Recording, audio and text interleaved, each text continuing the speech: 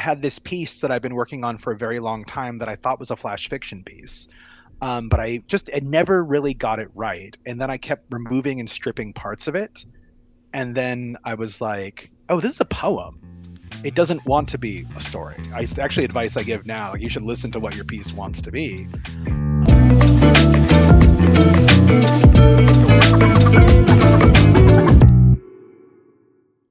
Hi, welcome to the Atticus Review podcast. I'm Boo Trundle, and I'm here today with Vincent Rendoni. Did I pronounce that right? You did. You Great. did. On the first try, most people don't get it. I meant to ask before. And we're just so thrilled to have him here. He is the poet whose poem, The Suburbs, is going to be our next NFT presentation, or by the time this video posts, it will be our most recent NFT presentation. And we're going to talk about the poem, and we're going to talk about Vincent. So welcome, Vincent. You have the floor. How are you? Doing well. Thanks for taking the time today, Boo. And I love the Atticus Review. It was really fun to see how you've evolved compared to the last few years. I think I submitted a piece, it was like 10 years ago, kind of like a gothy collaborative piece. And I'm just like, oh, the Atticus Review is really different, but I kind of like where you're going. I think literary magazines have to think about things in different ways sometimes. And I really appreciate the forward thinking of it all. Oh, thank you. Well, it's too bad David's not here, but David Olympio, who is the publisher, Atticus Review has been in publication in one form or another for 15 years. And David was sort of the editor / owner / publisher for maybe 5 or 6 of those years. And there's another person that did it. There was once like an Atticus Review press that was putting out books. It was That's right. originated in New Jersey, then it moved out to Arizona. It's just got it's got kind of now at this point, it's got a long history. So it is fun to hear people's experiences, different things that have happened with them over the years with Atticus. So you say you submitted it, but it didn't get published, or? Oh, no, it did. Oh, it did. Okay.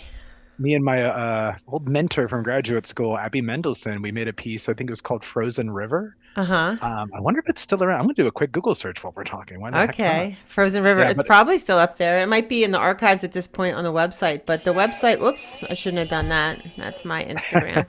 I had my like it. Instagram pulled up because I was looking at your Instagram. So let's start with that. Let's start with your Instagram. So it's Washingtonian or Washingtonian. Is that, what is your Washingtonian. Washingtonian? So I don't know. I'm a born and raised Pacific Northwesterner, which is kind of a rare thing, I guess, nowadays.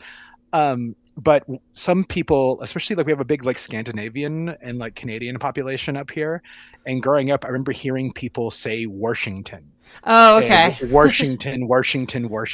And I'm like, that's really funny. And I'm like, well, I got Instagram, like 15 years ago? And I'm just like, oh, that'll be my name. And then flash forward years later, and I'm like, oh, I wish I could change it now, but that's how people know who I am. Yeah, I know. Yeah. It's that way when you make up a funny handle, or even with my email address, you can't change it. I mean, I can't change my email address. That's it. That's almost like my fingerprint or my social security number at this point. I know. I don't know how I feel about that. I mean, It's something to think about. It's like a tattoo. I know. I mean, I have a tattoo. I mean, but You it's like funny. your tattoo better than your Instagram handle. I do. Mine's a Calvin and Hobbes tattoo. And you're sticking by that. Can I see it? Yeah, of course. Can you Okay. see this okay? You don't have to make yourself too naked. I can sort of see. You have to pull up your sleeve a little bit. Yeah. Oh, okay. It's from the Yukon Ho books of Calvin and Hobbes. It's always funny, Boo, when people are like, what are some of your literary influences? And I'm like, I don't know, Calvin and Hobbes, Peanuts, Looney Tunes, like Peanuts and Looney Tunes, I know, but I don't know anything about Calvin and Hobbes. I don't even, is it a boy and a tiger? I literally don't know anything about it. You'll have to give us a quick. I'm nervous now because if people listen to this are going to hear me explain it. But yeah, Calvin and Hobbes was a cartoon that like a Sunday, like a daily comic strip that ran from like the 80s to the 90s. And it's about a boy and his imaginary his tiger, but the tiger is like a stuffed animal to everyone else. But to him, he is like kind of a goofy, sardonic cat. Oh, okay. And so, yeah, it's about how a 6-year-old's imagination comes to life, but also like sometimes a scathing critique on our culture of consumption and want and need. And I think one of the cool things about it is that it ended very prematurely. I believe it was 1997, I think, when the author was like, "I'm done." Like he didn't want to keep doing it. He's Oh, just like, really? and he kind of hid from the world. I mean, he's around nowadays. Like he wrote another book finally, but he was like, "Yeah, that's it. That's all I've got." What's his name? Bill Watterson. So I'm sure there was like calendars and merch and T-shirts and mugs and all that stuff. Famously, no. Oh, That's it. famously, Mixed no. Calvin Okay. he, if you see it, it's unlicensed and illegal. He was Oh, famously against. your tattoo is illegal. I guess that is. Maybe I don't know if Phil Watterson would appreciate it. Maybe he's like, oh, cool. This elder millennial got a comic strip of something I made Elder like 30 millennial. How old 30 are years you? ago. Wait, how old are you? I'm 40. Well, I'm 40, and Elder I feel millennial. comfortable. I love that. I feel comfortable saying that because I had a poem that just came out recently that was literally called 1985, and I'm just like, well, uh, I guess that it's very clear what my age is from this poem. Right. But yeah, and I'm like, oh, how old is that? And I'm like, that was like 15 years ago. I'm like, no, that might be like 25 to 30 years ago. Oh well, the joys of aging, right, Boo? Oh yeah, don't even start. I mean, I don't even want to talk about it. But I just had a birthday. Oh, But happy birthday, happy belated, what you did happy too? belated Oh, birthday. yes, it was like June 6th. So if so, I like the phrase elder millennial because the reason I think it's interesting is because I've heard other people use it who are also your age, and it's almost like it was. It's almost like you didn't have your own pocket of generational labeling. Like you're not really a millennial, and you're not Gen Z, so you're elder millennial, but there maybe should have been something in between that never got named. I, Do you know what I I mean? mean, Like, I think like what are millennials now? Like they're between 31 and like 45 years old, I right. think. And then Gen Z must start at 45. And no, Gen Z was. Oh God, I'm gonna embarrass myself. Let me just make sure. I work in marketing, like for a Well, full I don't time think job. there's anything between Gen Z and millennial, is there? No, it goes. All right. So what? Okay, I'm just looking up Beresford research Okay, because I'm curious. you're like heavily Googling during this interview. Did you ever, what was the other thing you were looking up? You never even found it. What was it? Actually, to be honest, I was looking for the piece I had with Atticus Oh, review right. All right. 11 years. So It was 11 years ago. you can look I that up first. I'll give you time. We can always edit out any already dead did. time. I Oh, already did. and so it did come out and it was 11 years ago. And what's it called again? It was called The Frozen River. Okay, we'll put Uh, a link to that in the newsletter because yeah. I Oh think my that's God. pretty cool. And you wrote it with your mentor, Abby, you said? Was that Yeah, a Abby dual? Mendelsohn, Dr. Okay. Mendelsohn. Hey, Abby, if Sounds you're scary, listening, actually. no, he's awesome. No, it's just Dr. Mendelsohn. It has a sort of like, Oh, no, he's one of those doctors who's like, don't call me a doctor. okay. Which I don't know. If I had a PhD, I think I'd tell everybody I absolutely knew ever.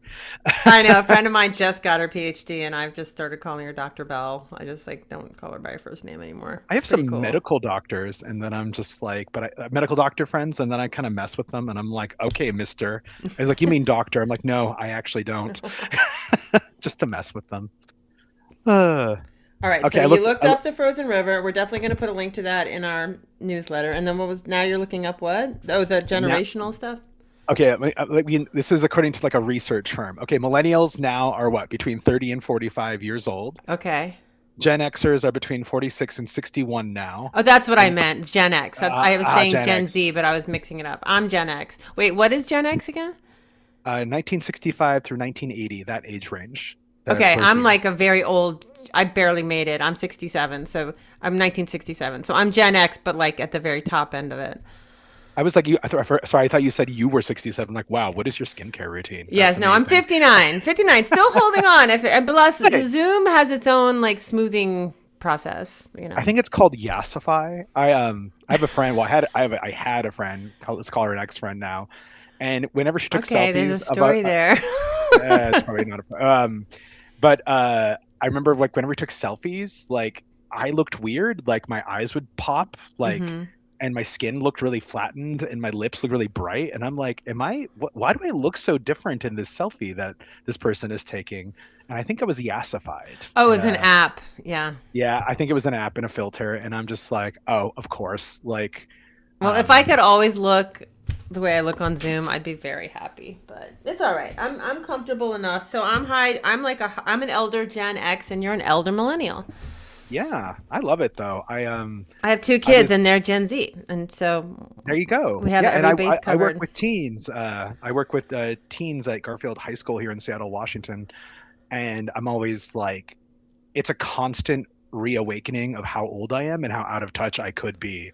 But I actually think it's good to have a bit of a shock, right? Like it's good to be like, you might be the one that's a little bit out of touch because I think it's what keeps you fresh a little bit. Agreed. I'm I very think great. I'm very grateful. Well, I have two kids. My son is 19 and my daughter's 23. And definitely, it was a perk of being a parent. I know music from when they were kids because I used to listen to music in the car with them all the time. Whereas if I didn't, I mean, I'm not saying it's all great music. Like I do like Selena Gomez, but me too. just I wouldn't. That would be like I'd probably still just only be listening to the music that I listened to, as a young person or that I like now. So it's you get exposed to what's happening. The whole I don't know if you follow, but the whole Knicks like chaos that's happening in New York City right now. If you look at the videos, it's mostly young people, and so my daughter was out there like in the West Village on Saturday night with thousands of young people, and it Oh, does. good It for them. keeps you. I think they really needed an opportunity. It's funny because it irritates my son because he's a serious basketball fan. He's like, none of these people even knew about the Knicks like a month ago. But to me, they just needed something to celebrate. Like I think they needed something to make them feel good and to feel community, and it's pretty beautiful actually. I think so too. Like it's weird to watch everybody once again be rooting for New York City. Right. But I was Mm-hmm. pretty happy about it. I mean, last time the Knicks were even like that far, right? It was a generation ago. Yeah. Or And more. Speaking of generations, it was 53 years. So, so okay, I'm a huge baseball fan and I love okay. the Seattle Mariners. And I'm like, I think with the players that I grew up with, the last time that we were in the championship, well, in the playoffs, it was like when I was in high school.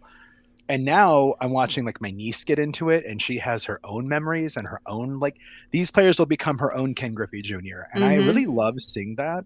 It's kind of good it's like on one hand bittersweet to see that your memories are kind of like the ones that are like quite Vintage. a vintage now, but then you get Yeah. to see other people make memories. So Yeah. like I guess I'm Yeah. kind of on the side of like your daughter, like, well, now that's the Knicks are her team. And Yeah.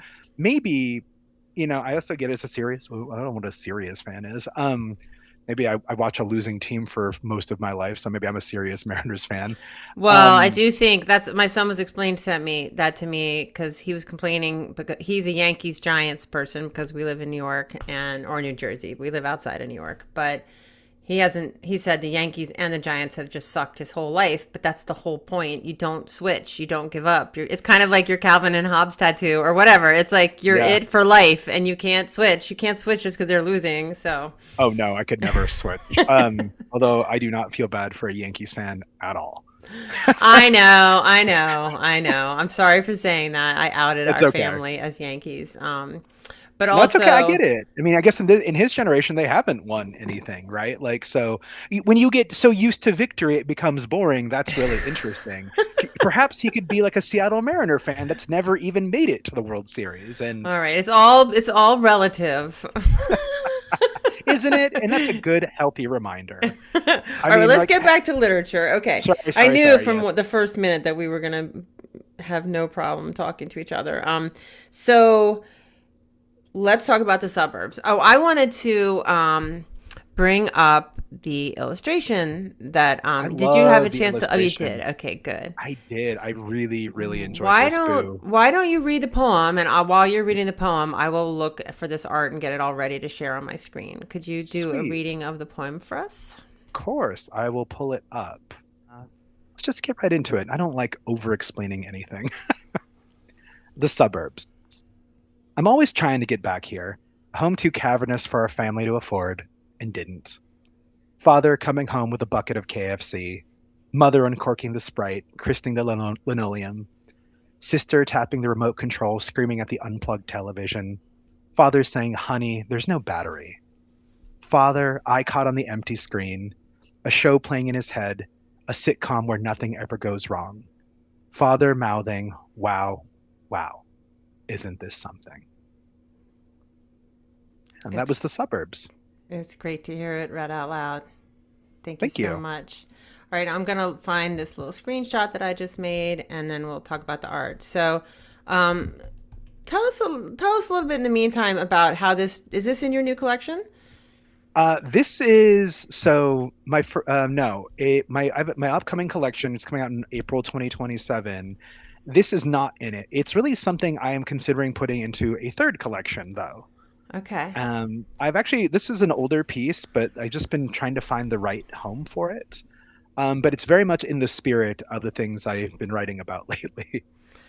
Things that are Family and further childhood or family, childhood. It's kind of fun to talk about this piece, actually. So, growing up, we moved out to the suburbs of Seattle when I was in high school, and my parents got a house that they literally, I don't think, could afford. My father worked in sales, and my mother had kind of a nepotism-based job with her family at the steel company. And I really think it was just a big deal to have a nice home for their children. And I remember we moved into this house that like I just remember even as a kid, I'm just like, oh my God, like this is ridiculous. Like we have a home like where all four of us can fit comfortably. It's kind of incredible. And I remember so that first where had night. you been where were you before that? I was born and raised in the Burien White Center area here in Seattle, kind of the southwestern part. And then Like in an apartment or before you moved? a small home by the Uh-huh. airport. Oh, okay. Yeah, And yeah. so you moved to sort of a leafy, like Oh yeah. upscale suburb. Uh-huh. And I remember really hating it actually as a kid. I missed my family. We were all so close. Like my entire family was so close to us here in this southwestern part of Oh, Seattle. your extended family? Yes, I am Mexican and Italian, so I have a huge extended family, just absolutely enormous. The joke, I mean, I have a cousin who's getting married really soon, but he's not even technically my cousin. He's like my first cousin twice removed or once removed. I don't even know how that works, boo. Like, I really need to look at like a chart online And to they figure mostly that lived out. in one area. And so your parent, and what grade were you in? Oh my God, I want to say eighth grade, Oh, that's maybe a rough ninth. time to move. Yeah, it's sorry, it's been so long. But yeah, that's why I wanted to write this poem. I was kind of like, oh, I want to just remember that moment when we didn't have anything moved in. We were like on a blanket in like the living room and just that bucket of KFC. I remember that the flavor of it back before it was enshittified. I remember my mother spilling Sprite on the floor, linoleum, the word I couldn't pronounce when I was reading, but can definitely pronounce now.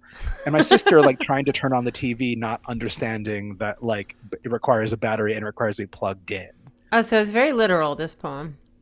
Yeah, I mean, yeah, It's I think simple. with I like, mean, I think yeah, it's very simple. It's a very straightforward poem. Does it, I mean, I haven't read your other work. Is it different from your other work or is it it's quite different actually. okay. Yeah. I would say I had my MFA in creative writing back in 2012 in Pittsburgh, Pennsylvania. I went to a school called Chatham. And then I kind of like took a break from writing for like almost 10 years. Like I just life was happening and I'm looking back now, I'm like, wow, a lot of life was happening. And I just didn't see the value of writing anymore. I was Well, you kind had of to like make a living, maybe, I had possibly. to make a living. Yeah. And it turns out like when you're tired after a day of working all your jobs, you kind of don't really, the last thing you want to do is think about poetry. But then came COVID-19 and I had this piece that I've been working on for a very long time that I thought was a flash fiction piece. But I never really got it right. And then I kept removing and stripping parts of it. And then I was like, oh, this is a poem. It doesn't want to be a story. Actually advice I give now, like you should listen to what your piece wants to be. Um, and then it got published, and I'm like, well, I'm not a poet. That's ridiculous. Like I studied fiction. I studied Oh, you got your Vana. MFA in fiction? Yeah, I studied fiction. I do long form stories. But then it turns out after, a decade plus of being a professional copywriter and not running, if I didn't have time to write stories, maybe I had time to like fire out a poem and then edit on my own time. And then I was slowly writing a lot during the pandemic and quickly compiled a collection that would become this a book called A Greedo Contest in the Afterlife. But it was so fruitful and like I kept writing. I never stopped. That train never stopped. And that's what ended up becoming more pieces came out. And that is becoming my second book, which is Dead Chicano Mixtape, which is coming out in 2027. Well, And it's coming out on Red Hen Press, which is very impressive. So congratulations. Oh, Like, thank you. Yeah. Like um, if anybody's been hearing the news with them, they got hit pretty hard with some like building damage, air conditioning damage, like the Trump oh, administration hurting their funding. Like oh, I if didn't you know that. yeah, No, even where are for a they located? Where do they? Los Angeles, California. Okay, And if anybody is listening and hears that, feel free to check out their crowdfunding right now because they have been around okay. for over 30 years. One of the oldest independent presses in the West Coast. And it's not like the West Coast is completely like there's some great presses, but I just feels like compared to New York City, we just don't have as many. Well, I've heard of Red Hen Press, and I think it's an established and like well respected poetry press. I think of it right up there with Copper Canyon, and I don't know I if think so I'm not too. a poet, but I'm just reeling off the presses I No, know. but that's But see, I mean, even as a I'm non very impressed. That looks good on your. even as someone who's I non, tip my like cap to you. you know that like they're great, and Yeah, I've admired their work forever. I didn't yeah, realize how many books on my shelf were Red Hen based yeah. until like I'm like, oh, like I guess I've been reading them my whole like the last 10 Right. years, and all the time I wasn't writing, maybe it's been that Back when Red Hen energy. you were masquerading as a fiction writer. Yes. Now So yes, so we're talking about Red Hen Press. All right, and then your first book is what is it called again? it's called A Greedo Contest in the Afterlife. And what press is that on? It came out in this great little press out of Santa Cruz called Catamaran Literary Reader. Mm-hmm. Um, And how'd you get it published? I mean, for the poets who are listening, it seems like you just waltzed in from no, 10 years of copywriting and just got a book of poetry okay. So published. if anybody's poets who are listening, this should show you the sheer luck and how crazy this actually all is. Like, Okay. so yeah, I did compile a collection. I was part of this wonderful collective here in Seattle called the Jack Straw like Cultural Center, with their Mm-hmm. learned how to write, learn how to present, learn how to kind of gather it all together with a group of really like-minded people. Mm-hmm. Um, and then I submitted it to a few places, and I really think I just got, Boo, honestly, very, very lucky. Like, I remember when I got the news from them, I was like, okay, sure. I'm like, what? Like, and I really do think sometimes it's good knowing it's a bit of a crapshoot.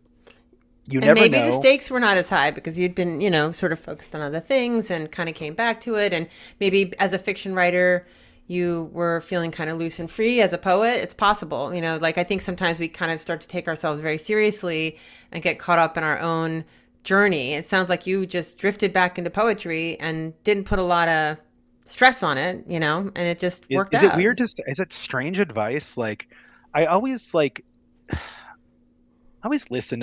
I always think about this, right? Like, I think that's what it is. Like I was just kind of relaxed and I was enjoying myself. Well, not enjoying myself. Is anybody really enjoy writing?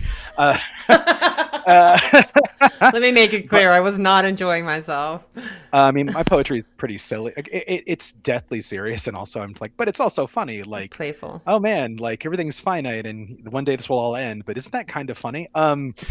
No, but I put it together. I put a lot of thought into it. Then I just was like kind of done and let it out into the world.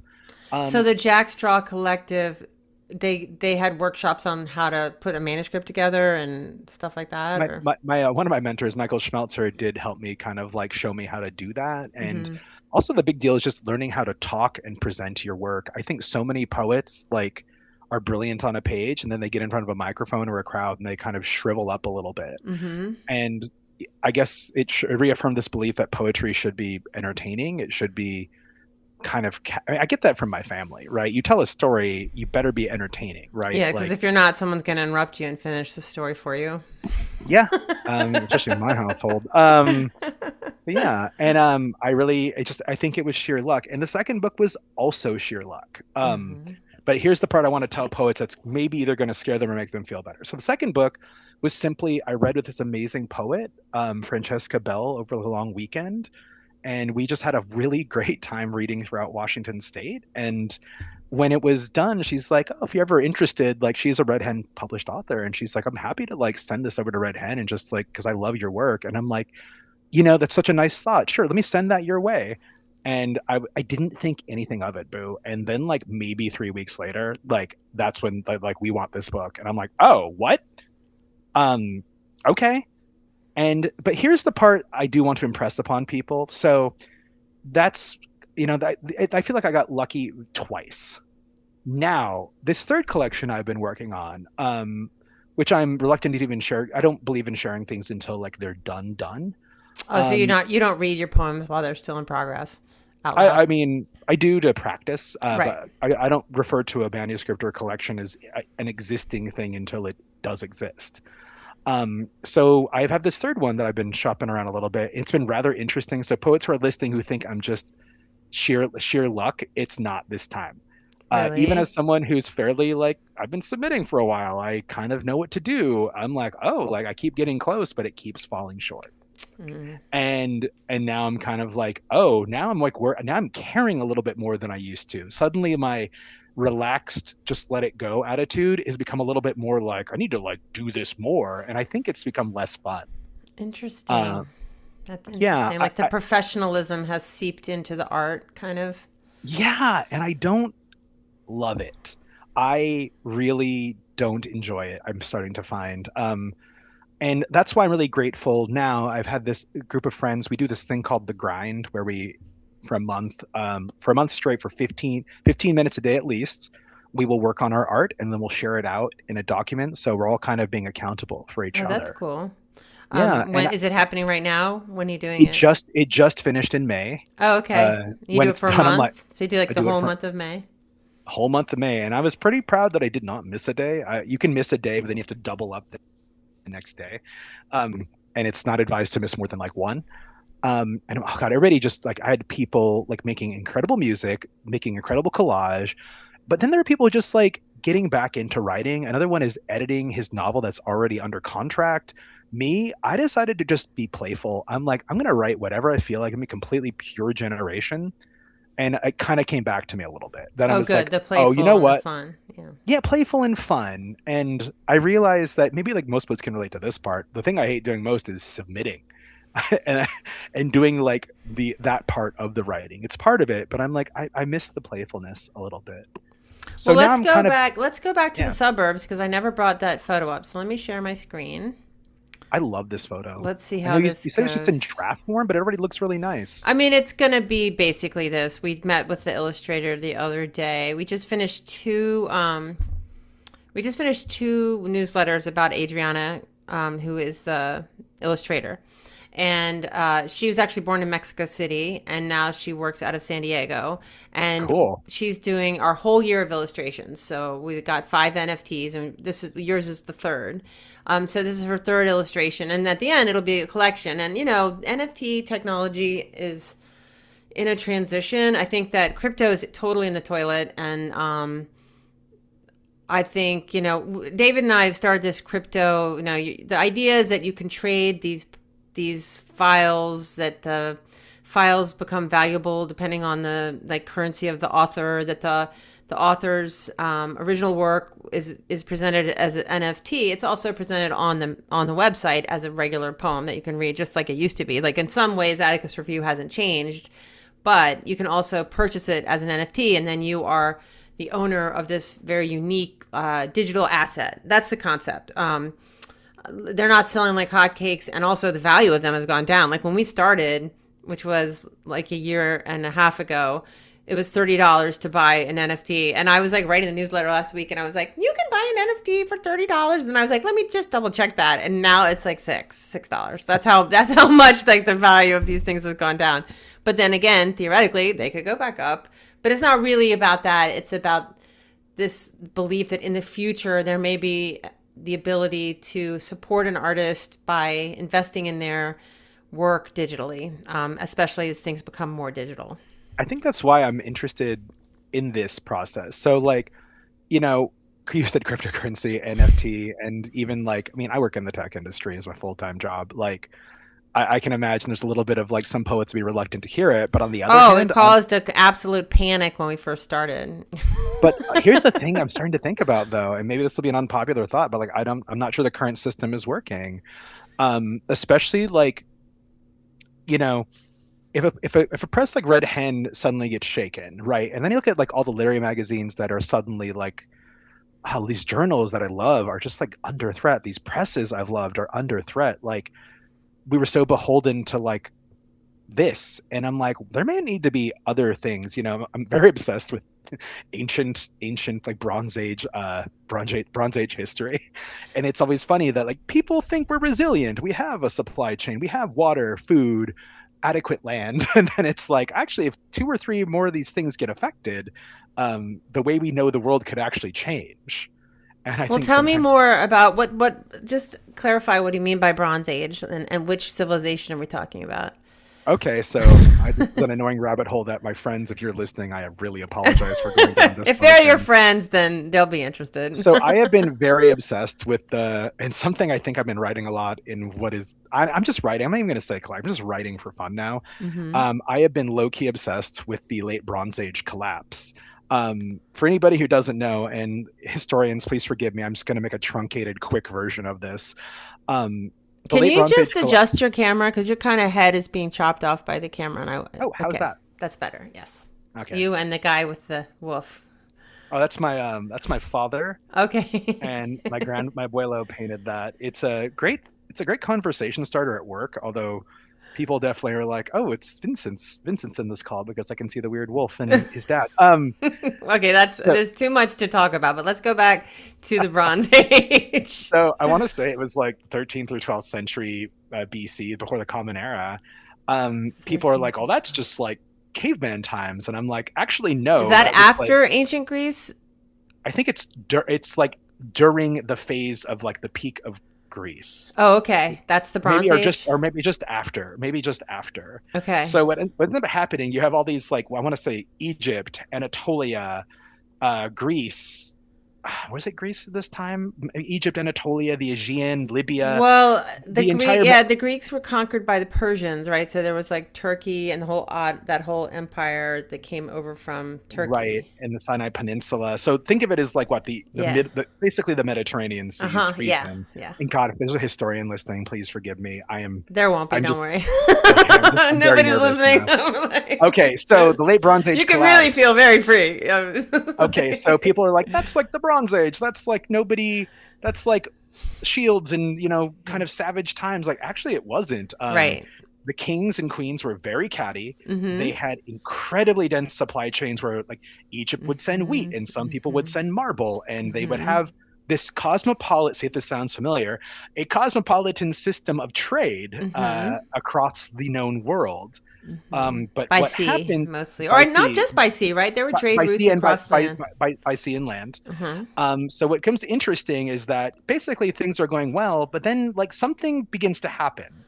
They think it was an invasion of they thought it was eventually like marauders and pirates they called the sea peoples. Mm-hmm. But really, like, sea peoples were not pirates and marauders. They might have been people fleeing something. And so you have people Mm. fleeing possibly an economic or an environmental collapse in their own. And then in addition, a volcanic eruption likely occurred, or multiple eruptions occurred that might have affected like the atmosphere, which also would Mm-hmm. lead to drought, which would lead to disease. And then Mm. suddenly you have drought, a huge influx of people, climate change, incompetent leadership, Uh-huh. and usually cosmopolitan societies can survive about one or two of these. They can't survive all of them happening at once. Mm. And then within like I want to say between a 7 and 14 year time, like all of this fades away. Well, you are All a of it. downer. I know I can be. I can be. Okay, so should I tell you the positive part? Yeah, that'd be great. Okay. And I'm like, okay, so that's a bummer. But then I Yeah, a also little have read bit. a lot about what happens after this. And one thing I find absolutely fascinating, and it's something I've been reading a lot more of, is what happens to societies after collapse. And I learned about anti-fragile and resilient cultures like the Phoenicians, right? Who didn't call themselves the Phoenicians. What ended up happening What did is they like, call okay, themselves? they don't know. We called them the Phoenicians. I think I call them. You mean the Phoenicians, or they're different from Phoenicians? the Oh my Phoenicians? God, I must have mispronounced it. Phoenicians. I Yeah, don't know. I don't I know. think you're right. Is it a See, Bible book? Is it a book in the Bible? The no, Phoenicians? I know. God, oh my God. All right, My we are mind. way off on a tangent. Okay, I'm bringing All it right, back. sorry. This is Let's bring all it back. fascinating. We're going to have to read your next, not specified as a collection to learn more about it, but I am fascinated. But I don't want to go too deep because I want to do this screen share. So I'm going to do the screen share. Okay, do you want to of hear the the positive art. ending? Yes. All right, so it turns out there are cultures that apparently thrive in times of change, and the Phoenicians were one of those cultures. They had a seafaring culture that introduced the alphabet. Uh, Right, right, to, right, to, right. and it was the Dark Ages, but really things were just societies collapse, they They weren't, regenerate. yeah, they, They oh, collapse, shoot. they regenerate. They They, collapse and regenerate. right. They So, weren't dark everywhere either, right? yep, Who knows what was exactly. going on for the Aztecs and the Mayans at that time. So we're very, so Yeah, it was. yes. I also am So not a is that historian. positive? No, and it makes me realize talking out loud that I should maybe strive to be more less of an autodidact and more formal about the things I care about. Don't listen to me. So listen, can you see the art on your screen on your Zoom?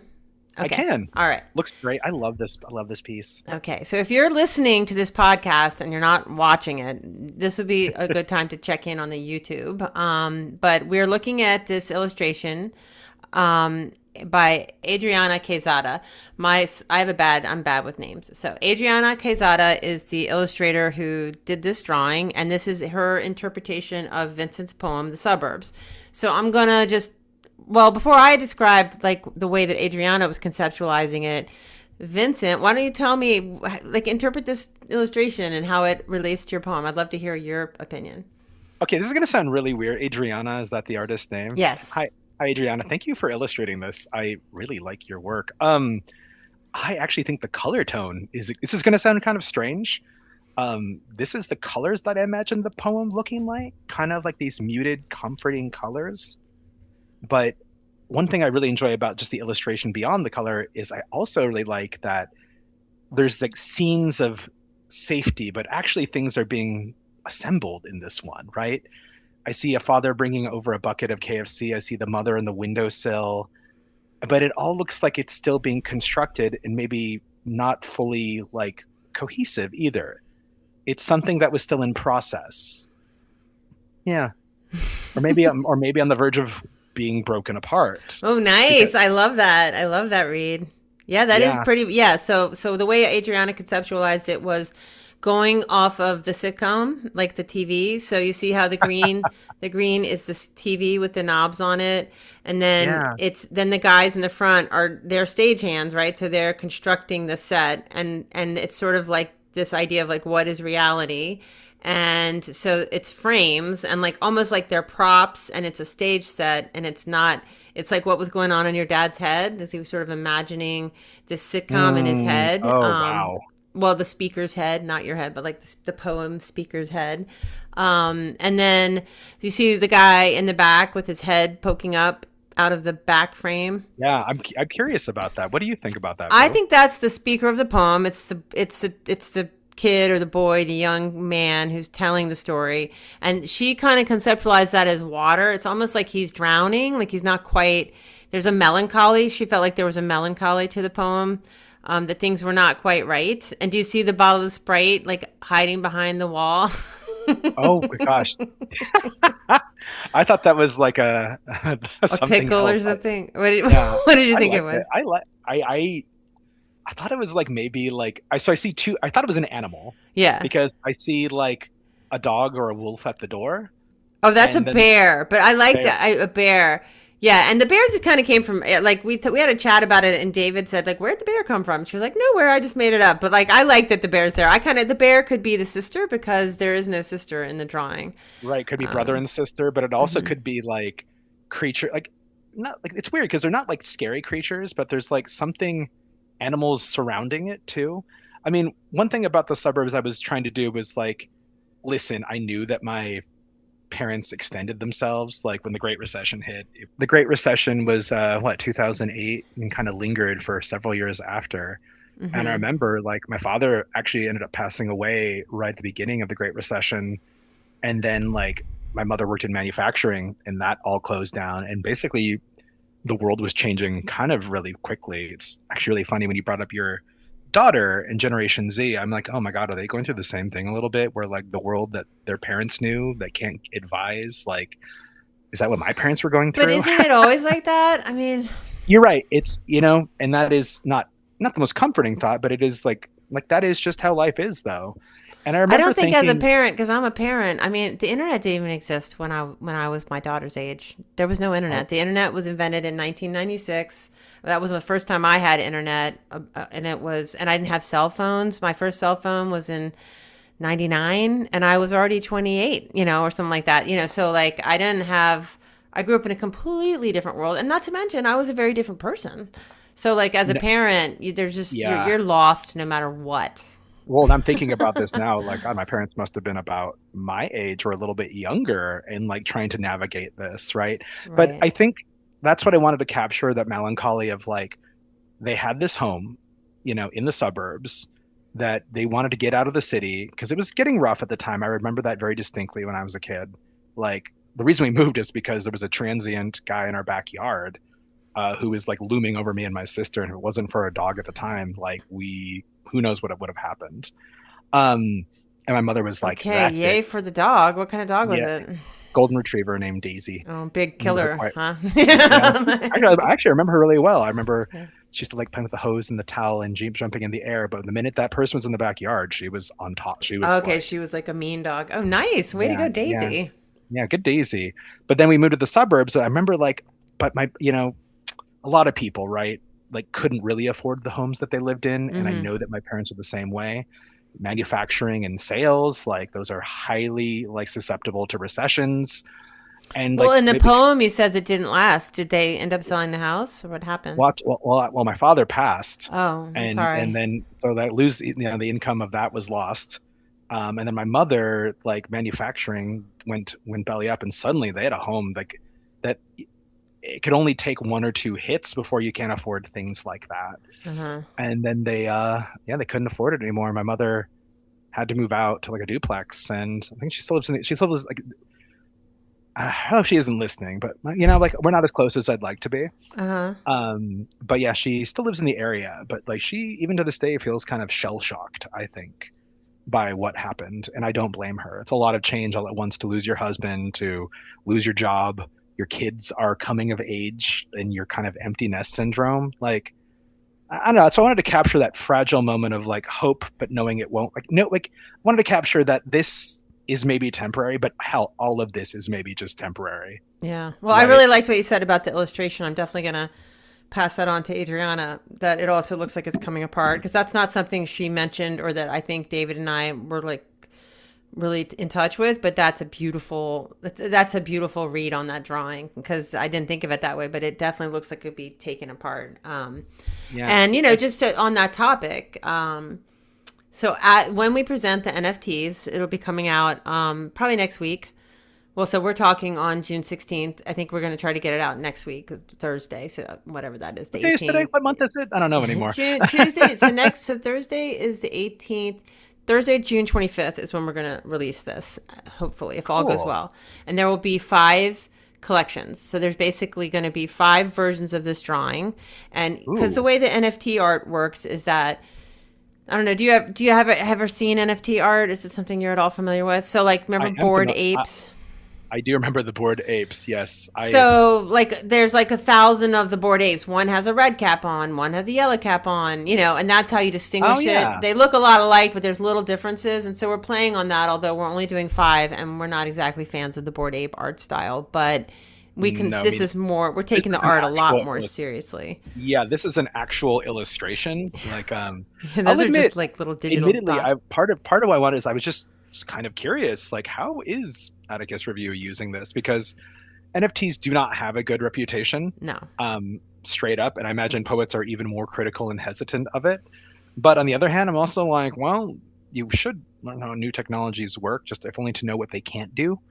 Um, Right. Well, we have hopes. I mean, David especially. I mean, David's really the tech person in this partnership, and he really feels like there will be a time when you can just buy a like it's more like collecting than buying, and you could collect the poets that you like, and when you see a poem online, like in the Paris Review, like, or whatever, a lot of stuff gets presented to us online.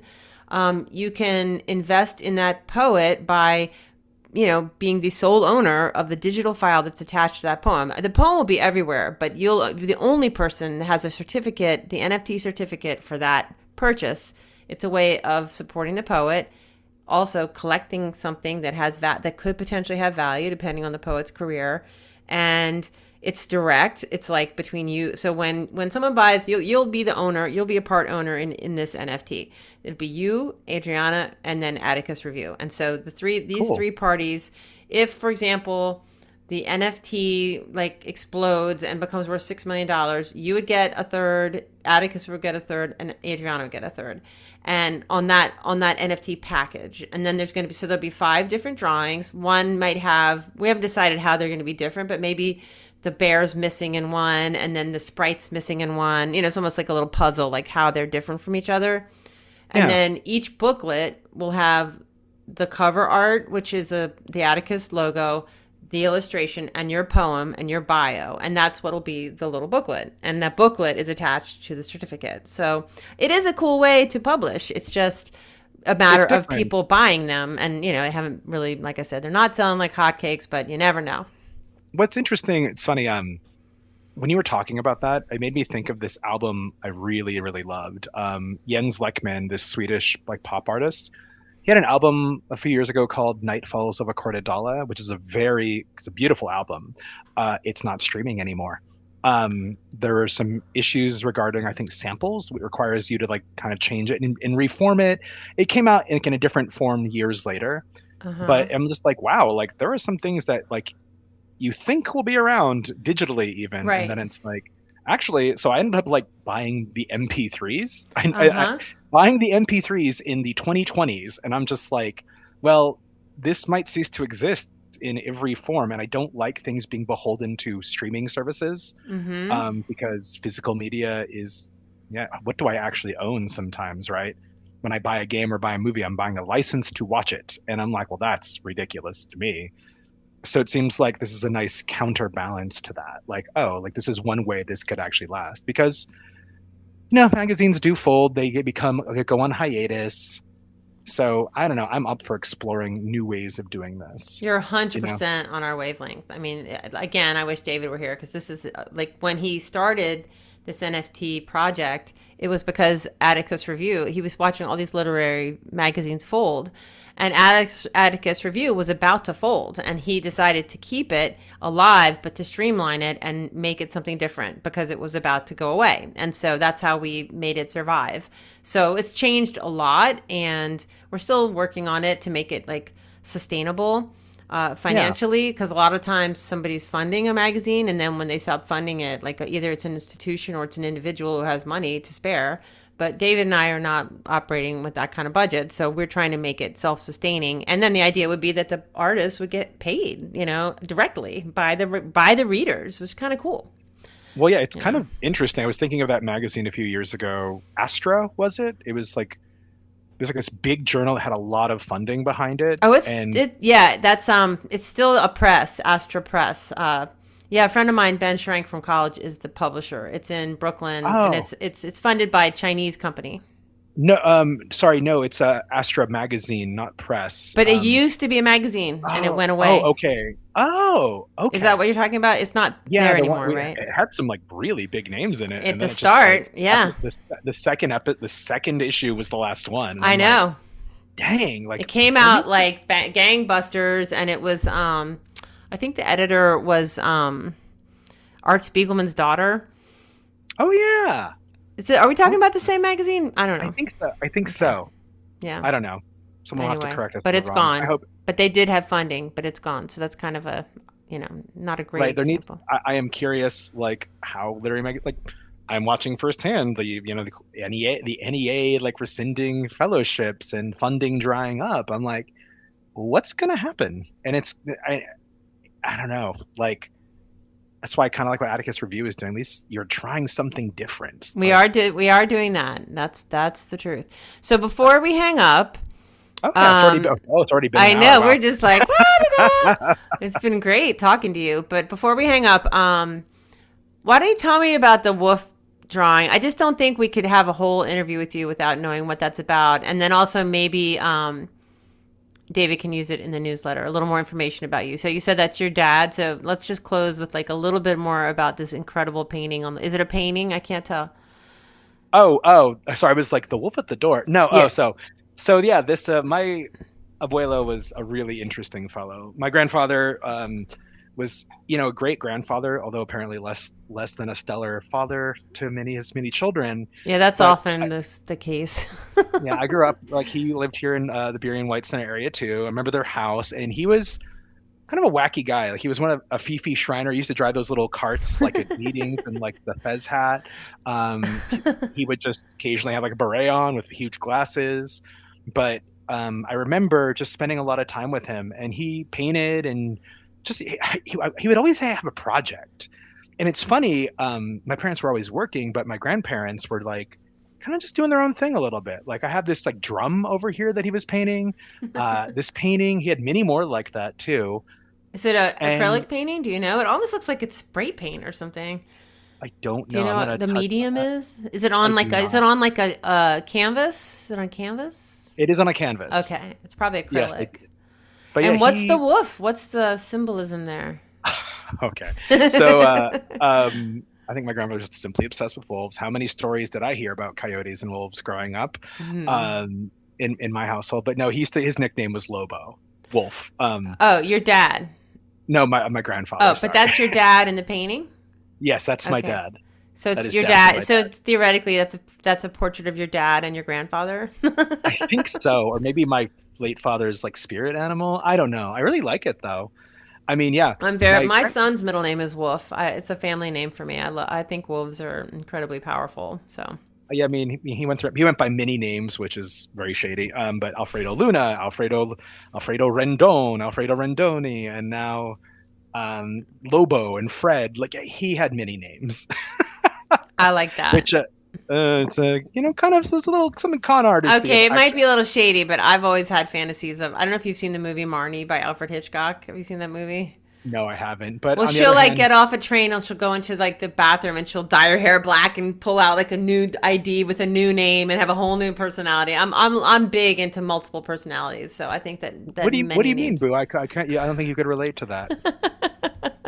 I have many names also. All right, well Now listen. you got me thinking about many names. Maybe I should like figure. I should think about persona Why a little bit limit more. yourself? Why limit yourself to Yeah. one name? All right. Well, it was so great talking to you. I'm going to do our official sign off. So, Vincent, thank you so much for talking to us today. And again, Vincent's NFT will be coming out on June 25th on Atticus Review. Get yourself a wallet and collect it. We're working on ways to make the process of collecting NFTs a lot easier. David's like working in his lab, and soon it might be a little easier, but you'll need a wallet too, Vincent. So we'll talk to you about that. And anything you want to say in closing? No, just thank you for your time, Boo, and thank you, Atticus Review. I've enjoyed your press, obviously, for many years now. And it's just nice to talk to you today. It's nice Yeah, it to was just fun. take some time out and just not talk about art. Yes. Thank you.